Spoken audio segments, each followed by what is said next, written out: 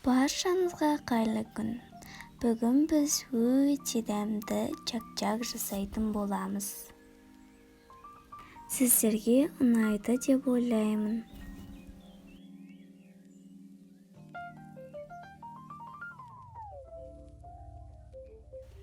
Ол үшін бізге 4 дана жұмыртқа қажет болады.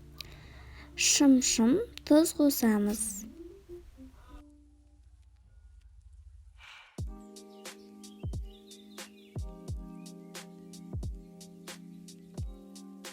Енді кішкене ғана ас содасын саламыз.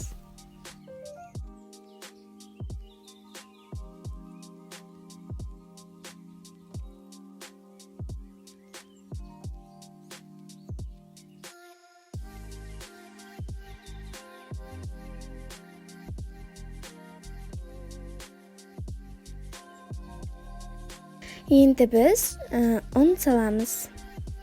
Ұнымызды осылай экрандағыдай кезек-кезектен сала отырып, қоюланғанша сала отырып, одан кейін қолмен илейміз.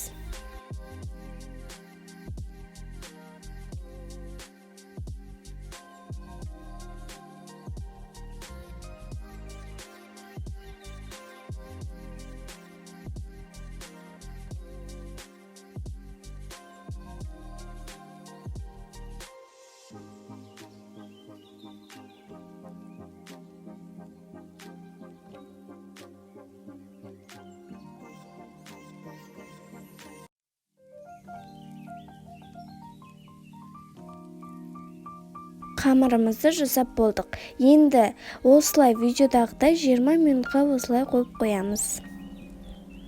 Енді қамырымызды екіге бөлеміз.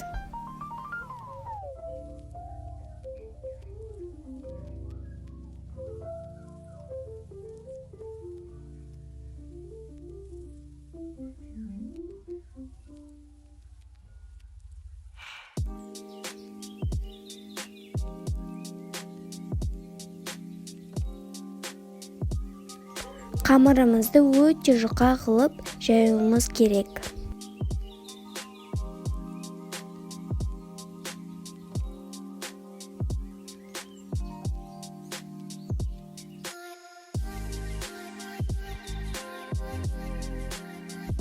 Жабыспау үшін біз ұн саламыз және де дәл экрандағыдай осылай кесеміз.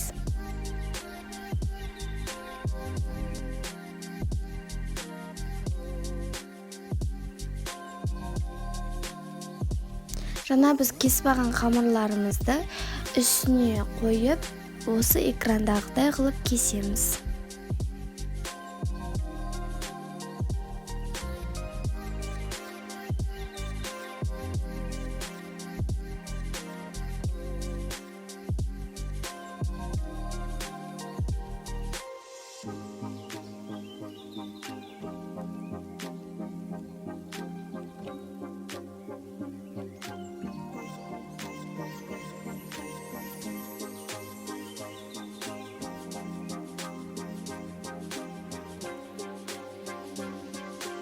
Біз қамырларымызды кесіп алдық және де өте ыстық сұйық майға біз чак-чактарымызды қуыратын боламыз.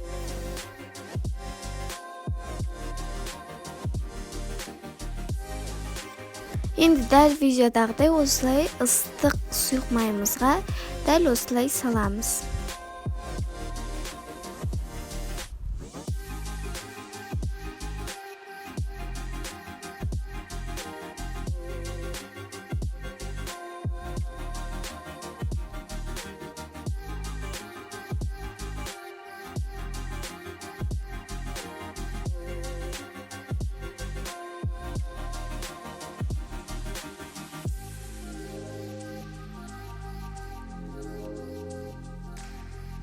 Чак-чактарымызды осылай видеодағыдай араластырамыз. Өйткені араластырмасақ бір жағы күйіп, бір жағы сарғыштау болып қалады.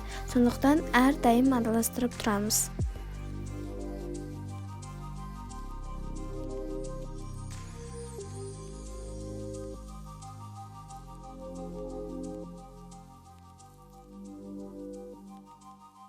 Чак-чактарымыз пісті, енді балды сиропты жасаймыз. Балды сиропты жасау үшін бізге қант пен су және де балық қажет болады. Бал 4 қасық болуы қажет.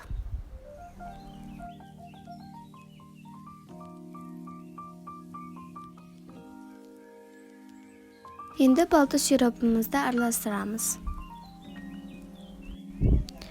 Орташа отта балды сиропымыз қайнағанша видеодағыдай араластырып тұрамыз. Өйткені балды сиропымыз күйіп кетуі мүмкін.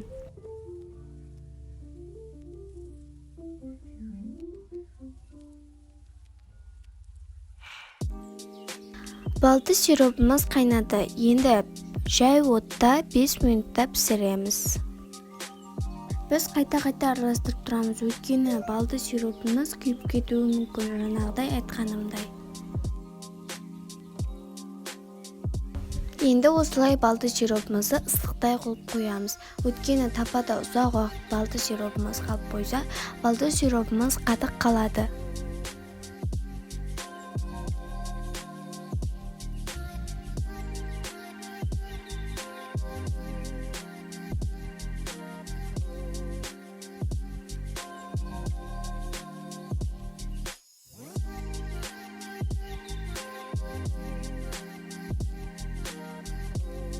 Енді осылай қасықпен араластырамыз.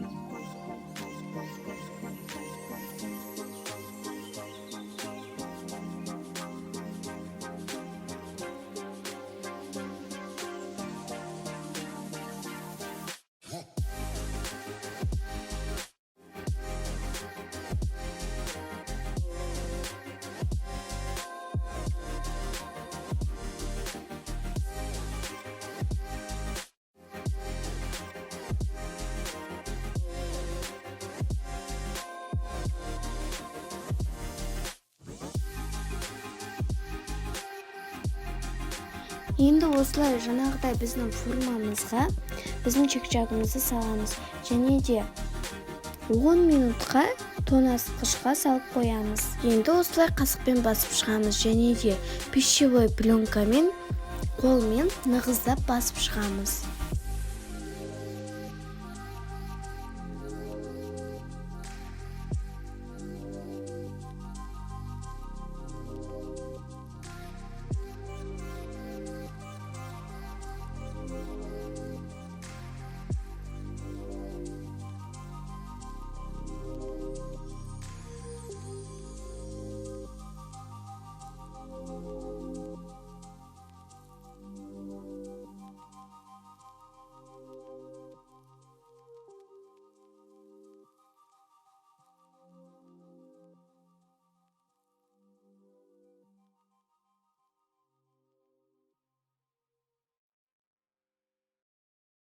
Енді мінекей формамыздан шығардық, енді кесейік.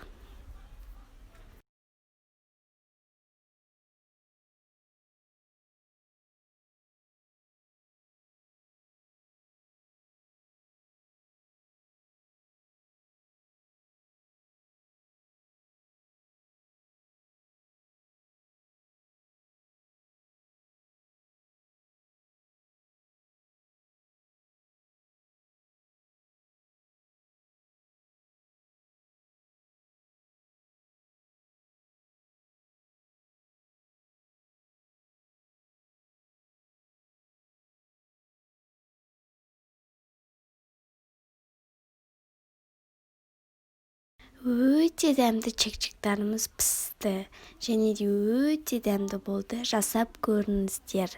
Лайк басып, подписаться етуді ұмытпаңыздар.